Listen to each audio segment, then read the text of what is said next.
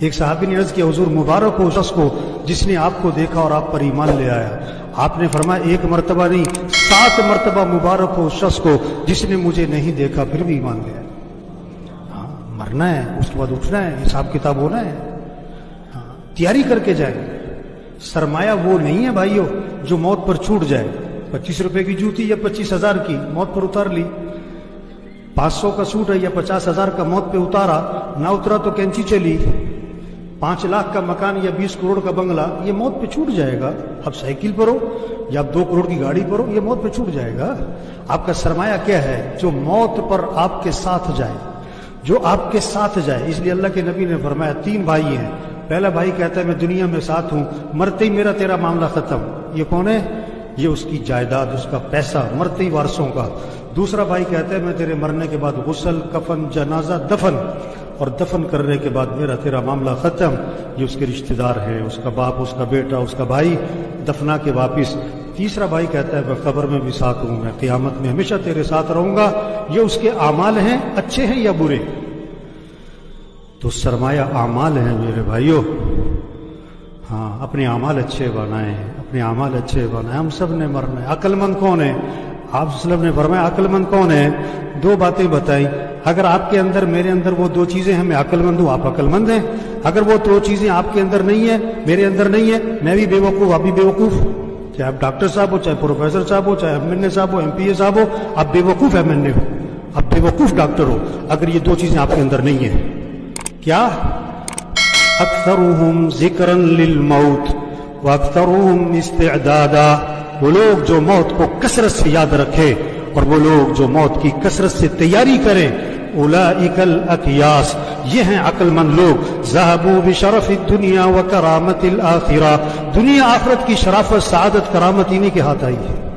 موت کو یاد رکھو بھائی, موت کی تیاری کرو. کیا تیاری کرو؟ 5 وقت نماز.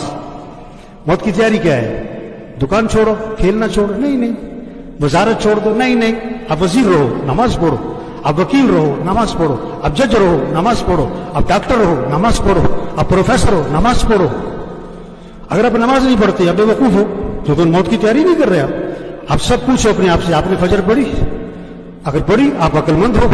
اگر آپ نے فجر نہیں پڑھی, آپ موت کی تیاری نہیں کر رہے, آپ بے وقوف ہو. اگر 10 بجے آپ کی موت آ گئی, آپ نافرمان بن کے مرے. آپ نے رات عشاء نہیں پڑھی تھی, رات کو 12 بجے آپ موت آ گئی, آپ مجرم بن کے مرے. یہ جنازہ تو فرض کفایہ ہے, نماز تو فرض عین ہے. جنازہ پڑھنے کے لیے دوسرے شہر سے بھی آتے اور فرض نماز پڑھنے کے لیے محلے کی مسجد میں نہیں جاتے. یہ پیغام ہے بھائی, نماز پڑھو بھائی, دین سیکھو, قرآن پڑھو. 600 دفعہ دن میں موبائل کھولتا ہے, قرآن کتنی دفعہ کھولتا ہے؟ قرآن کتنی دفعہ کھولتا ہے؟ قرآن 1 سپارہ پڑھو, چلو آدھا سپارہ پڑھو, چلو پاؤ سپارہ پڑھو. اللہ کا ذکر کرو بھائی. آپ نے فرمایا جو 100 مرتبہ پڑھے لا الہ الا اللہ, لا الہ الا اللہ, لا الہ الا اللہ, ہمیں جو 100 مرتبہ روزانہ پڑھے گا, جب قیامت کے دن اٹھے گا تو اس کا چہرہ 14ویں رات کے چاند کی طرح چمک رہا ہو. کلمہ پڑھے, درود شریف پڑھے, جو ہمیں قبر میں کام آئے. اپنے اخلاق اچھے بنائیں. مر جانا ہے میرے بھائی, کیا بیوی سے لڑائی. یہ بہت سے بیوی سے لڑتے, بھائیوں سے بول چال بند.